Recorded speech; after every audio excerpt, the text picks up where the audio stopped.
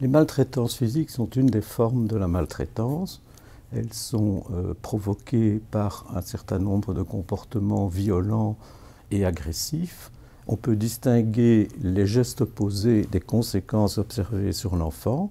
En termes de gestes posés, les plus courants sont simplement des coups administrés à des enfants, avec toute la gravité des coups qu'on peut administrer à des enfants en jeune âge, vu leur fragilité.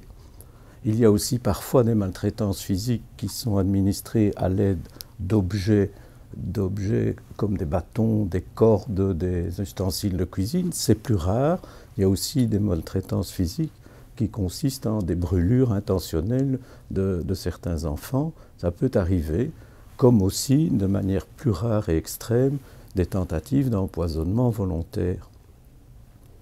Au niveau de l'enfant, ce qu'on observe quand on parle de maltraitance physique, ce sont souvent des signes cutanés, c'est-à-dire des signes au niveau de la peau, du corps, qui sont des bleus, pour parler simplement, qu'on appelle en médecine des hématomes, et qui sont répartis à des endroits qui sont plus fréquents quand il s'agit de maltraitance, comme par exemple le visage, autour des oreilles, dans le dos, à l'intérieur des cuisses.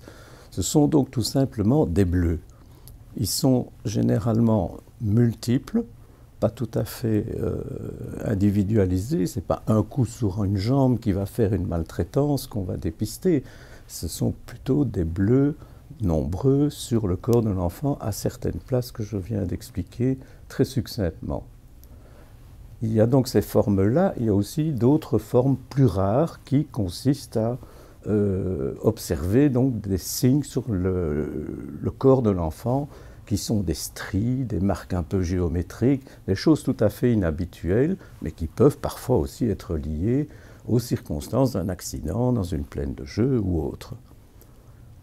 On a aussi, dans la maltraitance physique, un certain nombre de lésions qui sont plus en profondeur et qui sont certainement plus graves immédiatement, puisque ces lésions en profondeur peuvent être des fractures qui peuvent passer inaperçues ou relativement inaperçues chez de très jeunes enfants et qui peuvent résulter de secouements, de gestes très brusques ou de coups.